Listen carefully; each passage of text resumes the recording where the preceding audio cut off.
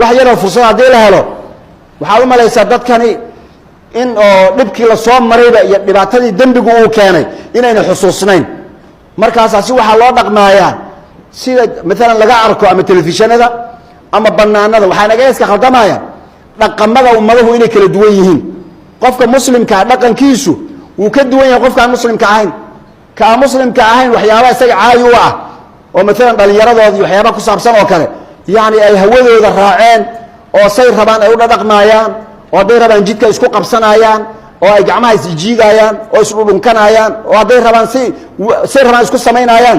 hadaba ay isxoogaynin oo is ogol yihiin baa wax dhiba loo arkeen culture saa u samaysan inagu kaamilin inagu ummadan waa ummad muhaafid ah waa ummad diin leh waa ummad dhaqan leh wixii noocaas oo kala qariib ayuu inagu yahay marka hadii la soo galiyo wax qariib inagu ah dadku waa inay arintaasi yaani raayul caamku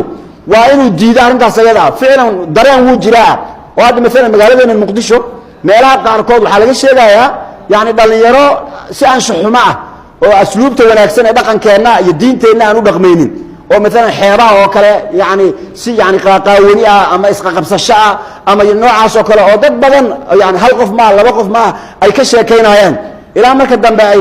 dadka qaar u qaataan inay bisan caadi iska tahay oo bilowgii hore iyo dadku dareen waxa ku jira marka arkaan qof yaani aan dhaqankii ilaalinaynin ama ummadiisa diinteeda aan u ilaalinaynin dadku ay markiiba soo tufi jireen oo diidi jireen hadii laakiin wixii la isku wadwado oo lagu celiyo marka dambe caadi iska noqonaysa hadda ka hor waxa la yiri islaana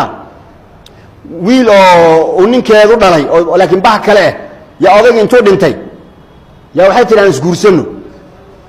markaas wuxuu ku yiri san isguursanayna ma banaana sharcan wala tankihu ma nakaha abaakum min an-nisaa quraanka saas aaba islaan uu guursaday hooyay noqotay ay isu guursanayna dadka nala yaabay wax jira ma waxaas waxay tii wax ma ogid ana ku sheegay tusaalan ku siina neef xoole ay maqaarka ka bixisay markaas ay tii ceelka laga soo waraabiyo neef oo maqaar aan lahayn muxuu noqonaa neefka suuqa kana wax guduudan oo maqaar aan lahayn hilib socdo waay ila lama gowric uu meelay neefka maalinka koowaad neefka ceelku u imaaday dadkii oo dhan daawashay u soo dhaqaaqeen war kaalaya maanta wax la yaab la dhacay maxaa jira neef aan maqaar lahayn oo socdo oo biyo la cabsiinayo oo ceelka loo soo arooriyay ayaa meesha intaan dadkii oo dhan way yaabeen waa la iswaraystay war neefka muxuu yahay war oo maqaarka laga bixiyo oo san yaani say ula yaabeen si la yaab la yahay bas dhib male qofkii wata neefka uu iska soo ceshtay markay dadku arkeen war ana watee maqaarkan ana ka soo bixi maxaa ka rabtaan waa ka uu nool yahay muuna dhimanay biyaan rabaa inaan siiyo biyaha iyo cabsiye haye biyihii waa cabay neefka uu ka haystay uu la hoyday maalinkii labaad ayuu haddana soo celiyay ceelkii neefkii oo sidii oo maqaar aan lahayn dadkii in badan oo shalay aragtay waxba dan kama leh qofkii shalay aan arkin oo maanta ceelka ugu horeyso ka un baa yaabay war waxan muxuu ahaa war wax moog shalay la keenay kana wax cusub shalay inta joogay bas haddana waa la celiyay neefka maalin saddexaad iyo maalin afraad markii la soo arooriyay maalmihii dambe cid fiirsaa la waayay maxay dadku dhan way arkeen qof kasta oo arkay muxuu leeyahay allah maqaar laawihi waaya kan iska dhaafay magaca leeyahay waa kii maqaarka laga bixiyay caadi iska noqday waxaan ka wadaa macnaha ummadana Soomaalida ah dhaqamada banaanka inooga imaanaya oo midna dhalinyarada xeebaha markay joogaan ay gacmaha isqa qabsanayaan ama waxyaabahaas ay sameynayaan marka bilowga arrimahaas la arkaayo waan la yaabin ruuxan maxay ahaayeen maya banaanka ka imaadeen oo saana ay arki jireen laakiin waxayna garanaynin xeebaha oo la jiijifanayo oo banaanka Yurub laga imaanayo dadkaas waxa ku yar baan qorraxda arkayni qorraxa ku yar marka maqaarkooda wuxuu u baahan yahay marka inay qorrax si maqaarkooda uu qorraxdaas u qaato banaanka u jiijifaan waxayna garanaynin marka dhalinyaradan waxay u maleeyeen ilbaxnimo inay tahay dhalinyaro banaanka jiijifata ilbaxnimo ma ah waa qorrax raadin xamara joogta 40 darajo maraysa qorraxda soo dhigo kaasaadi marka waxa keenaya oo duruuftii xagga ka jirta inta kama jirto wadanku kulul yahay ilbaxnimana ma aha in akhlaaqdii laga tago banaan la jiijifto marka waxyaabo noocaas oo kala ah oo dhaqankeena ka duwan yaani inayna aan ogaano dhaan war waxaan inaga dhaafa yaani muslimaan nahay wixii dambi oo diinteena ay ogolaan hadii la sameeyo nolosheena ayaa halaabaysa intaan aakhirada la gaarin soo martaa inaad noolaataan oo nabad aad heshaan nabaddu waxay ku imaataa in yaani dambiga la iska daayo hadii dambi la sameeyo dambigaas la sameynaayo ayaa nolosha halaynaya saas ilaahay wuxuu yiri wadaru ka taga dhaafa wadaru iska daaya ظاهر الإثم dambiga kan muuqda wa baadinahu iyo kan qarsan ilan dembiyada labadaan bay noqon karaan wuxuu ilaahay raalli ka ahayn oo la samaynayo dembi ah qaar dad kamid banaanka ku sameynayaan wax muuqdo noqonaya oo ma qarsanayaan kuwana waxay dhahan dadku ina arkine aan la dhuumano oo meel cidla aan la galno markaas ay meel cidla la galayaan ama hotel la gal ama banaanka la soo istaag ilaahay agtiisa waa isagu mid sawaa'un minkum man asarra alqawla waman jahara bihi waman huwa mustaqfin bil-layli wa saaribun bin-nahar qof yani habeen la dhuuntay iyo mid qof banaan la soo istaagay maalin cad ilaahay agtiisa waa isku mid ee dambiga iska daaya wadaru dhaahira rasmi wa baatina hadda iska day weydaan in alladheena yaksibuna al-ithma kuwa dambiga sameeya sayujzawna ma kanu yaqtarifun waxaan ay kasbanayeen ee dambi ah waa laga abaal marin doonaa taas waa mid aakhiro oo qofka duu zinaysto ama khamr cabo oo ama uu la dhuunto ama uu meel la galo yani sayujzawna ma kanu yaqtarifun waxa ay kasbanayeen waa laga abaal marin doonaa taas waa tii aakhiro laakiin aakhirin kan la gaarin ka hor adduunyada maxaa laga helayaa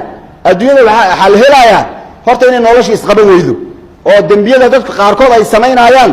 inta aan sameynaynin xataa way saameyn doontaa maxaa yeelay dadku isku hal doonayay saaran yihiin saas ilaahay wuxuu yiri wa idha aradna an nuhlika qarya haddaan rabno inaan magaalo halaagno ilaahay hadduu doono inuu magaalo halaago yani magaalo waxa laga wadaa dadkeeda ilaan guryaha maana waa dadka wax dambiga sameynaya wa idha aradna an nuhlika qarya haddaan doono inaan magaalo halaagno amarna mutrafiha kuwooda xoolaha haysta ee loo barwaaqeeyey ayaan daacada ilaahay faraynaa markaas daacada ilaahay ma qaadanayaan ilaa maal bay leeyihiin maalkooday ku tumanayaan oo xumaan ku sameynayaan amarna mutrafiha fa fasaqu fiha fasiqnimo daacada ilaahay oo laga leexdo ayay sameynayaan ilaahayna wuxuu iska daayo xumaata daacada ilaahay soo gala fisqiga iska daaya markaas ilaahay annaga adduunyada xogaagan aan haysano inaan ku raaxaysanaan rabnaa ayay ka taagan tahay raaxaysiga oo xaaraanta ah oo la sameynaayo wuxuu sabab u noqonayaa raaxaysigaana in la waayo oo la halaagsamo intii samaynaysay iyo in kale xataa aan samaynaynin oo dhibkaas agtooda lagu samaynaayay inuu saameyn ku yeesho markaas waxay idaaradna nuulika qaryatan amarna mutrafiha kuwada loo barwaaqayn farayna fa fasaqu fiha fasiqnima ayay samaynayaan fa xaqa calayha alqawlu hadalkii ilaahay ee ahaa dadku hadday xumaadaan in nicmada ay haystaan laga kala daadiyo ayaa ku waajibaya fa xaqa calayha alqawl kadibna fadamarnaaha tadmiira magaaladaas waan baabi'inaynaa marka inaga hadda tusaale iyo for example ma u baahnaba maxaa yeelay bal odayaashii hore weydiiya beledkan suu ahaan jiray meel kasta oo xumaatada ay ugu badnayd ama ha ahaato meeshii ribada lagu qaadan jiray bangiga ribada isticmaali jiray ama ha ahaato hoteeladii kalaabyada ah oo lagu tuman jiray say u ekaadaan feeriyad meeshii dembiga lagu geli jiro o dhan way ka faalxun tahay meelihii kale marka dulmiga la samaynayo dembiga la gelaayo wuxuu u baabi'iyaa nolosha dadka marka maxaynu u baahannahay isbeddelka aynu rabnaay waa isbeddel nololeed waa isbeddel fikri waa isbeddel manhaj ee maaha isbeddelku hebelaa meeshaan ka wareegay oo hebelaa meeshaan imaaday kanaa laga qaaday oo kanaa loo dhiibay arrintu ma aha ee waxay tahay systemka ama habdhaqanka ummadda in la bedelo fisqi iyo tumasho iyo xumaan iyo diin la-aan iyo diin la dirir iyo diin cay waan soo aragnay maxaynu ka dhaafnay burbur iyo halaag iyo rafaad maxaa loo baahan yahay fikirka intaynu bedelno inay dhahno diinteena aynu ku dhaqanno si noloshu inoogu hagaagto shareecada islaamka ku dhaqankeeda waxay la mid tahay jirka nolol ayay u tahay saas ayay wuxuu yidhi wakadalika waxayna ilayka ruuxan min amrina maa kunta tadri ma alkitaab walayn waa nafu ilahay dadka soo gelinaya markii diinta lagu dhaqmo waxyaabaha dadku ay samaystaan ee leeyahay qaanuunka wadciga ah iyo shareecada islaamka ku dhaqankeeda waxay ku kala duwan yihiin qaanuunka wadciga ilaalintiisa waxaa laga rabaa ciidamo ilaaliya in loo helo oo dadku markay aaminsan yihiin waxani wax diintii ma ahee waa wax hebel iyo hebel ay sameeyaan oo laga dhuuman karo hadday aaminsan yihiin markay arkayaan qofkii loogu talagalay inuu waardeeyo oo askariga ahaana way iska ilaalinayaan maalinkii ay waayaan askarigii ilaalinayana war marka hore waxaan diin islaam ma ahayne way nagu dhibaayeene hawsheenna aan ka wadanay leeyihiin laakiin diinta islaamku saas ma ah diinta islamka waxay tahay wuxuu ilaahay reebo yaad ka sugaysa inuu kaa ilaaliyo qof aad ka sugaysa inuu kaa ilaaliyo ma jirto ilaahay baa kuu jeeda way kugu filan tahay damiirkaaga ayaa ku ilaalinaya saasaa markay u kala duwan yihiin asxaabta ridwaana xilligay joogeen dadkii xumaata qofkii ku dhaca wax soo qaban jiray ma jirin oo askar soo qabata ma lahayn qofka asagaa iskeeni jiray masaajidku imaanaya markaasuu rasuulka ilaahi waxaas arrintaasaa igu dhacday ninaa wuxuu sameeyey gabaruu soo dhunkaday markaasuu nabiga intuu imaado rasuulka ilaahi isagu muuna faahfaahin wuxuu sameeyey maadaama wax gabar aan u bannaanin uu soo dhunkaday yaa wuxuu yidhi xad ayaan galay ha laiga oofiyo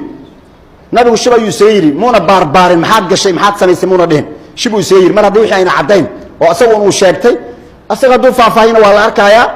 hadduuna faahfaahino u duuduubnaatana lama baarbaarayo maxaa yeelay in oo ceebaha la asturaa fiican moogi in la baarbaaro ma fiicno man satara musliman satarahu allah waatu xadiidku ahaa ninkii markii oo arrintii sheegtay nabiga la joogo xoogaa waxba tallaabana laga qaadi waayey wuu iska tegey markuu iska tegey aayad qur-aanaa soo degtay marka aayaddii soo degtay yaa waxaa ninkii ha loo yeero waa laga daba orday waa loo yeeray waxaa li salaadda aan tukanaynay ma nala tukatay markaasuu haa waan ila tukaday haddaba aayaddanaa soo degtay dhegeysaanay oo ahayd aqimi salaata darafay nahaari wa zulafan min alleyli ina alxasanaati yudhibna sayi'aat dalika dikraa lidaakiriin salaada tuko wanaagga aad samaynayso weysada iyo salaada waxyaabaha xumaatada ee kaa dhaca ayaa lagaaga dhaafayaa marka falkii aad samaysay maadaama aad nala tukatay waa laguu dhaafaaliyey intuu farxaa wuxuu rasuulka ilaahayow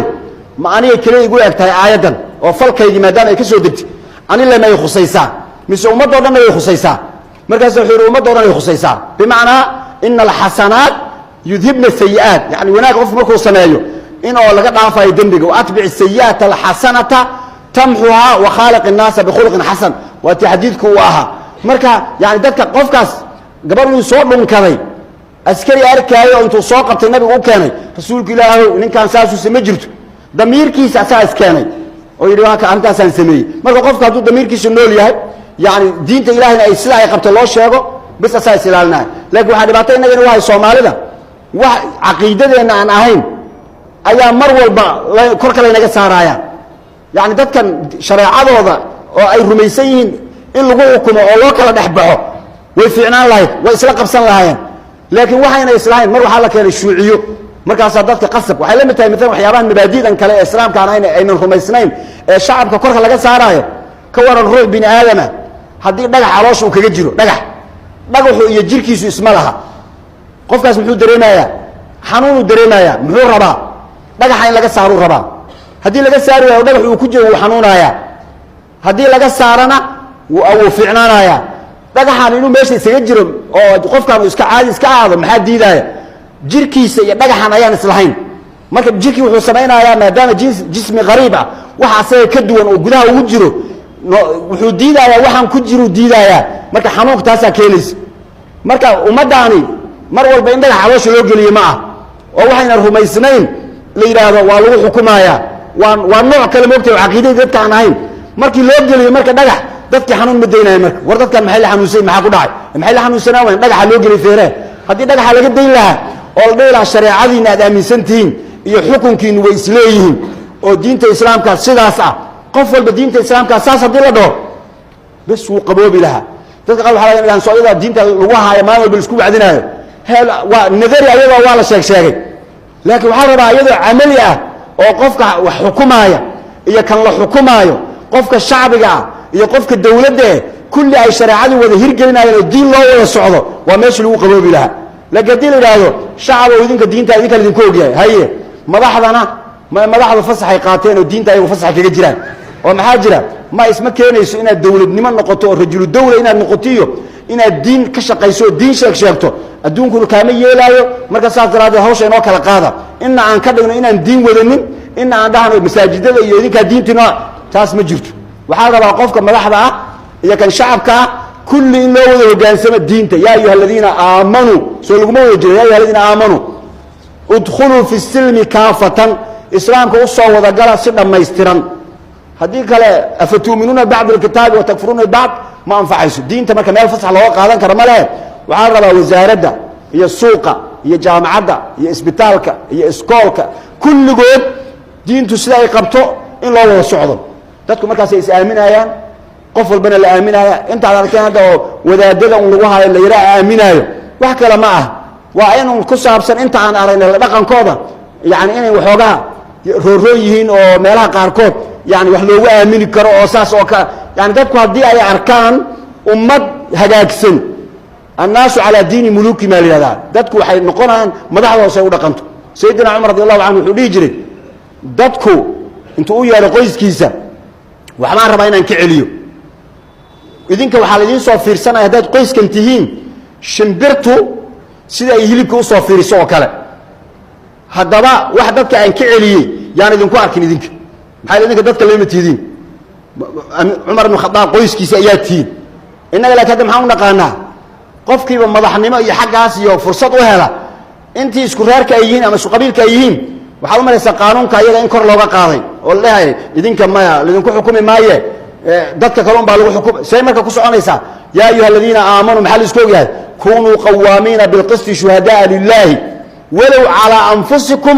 idinka iska bilaaba walaw ala anfusikum aw al walidayn wal aqrabina in yakun ghaniyan aw faqiran فالله أولى بهما فلا تتبعوا الهوى أن تعدلوا وإن تلووا أو تعرضوا فإن الله كان بما تعملون خبيرا مؤمنة داتين عدالة كوة الدلالة دمانتين ولو على أنفسكم نفتي نبعاته نفتي ناتم عنه وتحديث النبي صلى الله عليه وسلم ومديه روح يكوى لك سنين إذا سرق فيهم الشريف تركوه قف أو مال في عن كسو جيده هدوه وحاله ويسكدها في جرين وإذا سرق فيهم الضعيف وأقاموا عليه الحد قف ضعيف وهو تبرير أو غير بدن عن كسو جيدين أن لقاه بيسين هدوه وحضنا أقاموا عليه الحد كاسي حد كوه فينايا وأيم الله لو سرقت فاطمة بنت محمد إلهي بان كنا عرفتي قبل إذا فاطمة هدايا حده ما حديث لكن كما السوقات هدايا حده لقضعت يدها قعنت أنك قوينها يا ما أنا نبي على رأي كله ما جرته ساس مركا أنت النقطة مركا سيداتكم أمانه يسأمنت يداعدنمو يقبولان هل كاس لقيه لكن مركا النقطة قفل بك كان توفيريو وريد ساسو سمايا كان ساسو سمايا كان ساسو سمايا كان ساسو سمايا أو يعني وحي الشرع وقبي أن نقول سعنيني عليس لقما بحايا ابن لقما بحايا مركا سين لو قبي حلها وإسلامك أو لغو رقمه أو يعني جيلك الصوص على الحرمة أنت تاريخ الآخريان وحي لغو بابا لوها لك سمين أنت اسكت دايان nolol cusub oo diinta ku salaysan oo qof walba dinaciisa uu ka ilaalinayo wixii lagu leeyahay oo ka dhiibay wixii lagu leeyahay wixii ummadda xaqeeda marayna uu ka nabadgelinayo markaas ayaa xal iyo nabad la helayaa marka dambiyada kuwa muuqda iyo kuwa qarsanba ilaahay wuxuu ina amrayaa inaan iska dayno wadaru ka taga daahir al-ithmi baadinahu qof walba sayso marka qof walba uu soo noqdo dambiga aad samayso ma mid muuqda mise waa mid qarsan ku muuqda hadaad ku jirtana ka bax هذا مد مغرى كجري لكن مد هو ساعد كجرتنا مد كهو سكب حالنا إلهي أبتيس وأسكم مد كان مغرى يا كان هو سيا كان قرصن يا كان بناك لصوده اسكم مد منافقين تبع حلقات المحالي يستخفون من الناس ضدك اسك قرنايان ولا يستخفون من الله إلهي اسك قرنايان مركو حاجة إلهي لقى عبس الموجود لقى عبس معه إلهي توفيق له هنا وافجيه ومدنا إلهي خير كوافجيه لبت الله كقاضي نبض عام الله يلوسو دجيه ومدان أمد مسلم والدين تذا كل قنت الله كرجو إلهي سبحانه وتعالى ملك سونجون الله ينوى منسو ذاتك بنان كجوع عرور توضي كشيكتان إيو مدح عليك إيو دقن كي أو كسي تلاين إلهي دقن كإسلام كأوجهايو هو جودها كجرا ظروف تكجران إلهي كفو ذايو نبض يعاف مد الله ينسيه وصلى الله على سيدنا محمد وعلى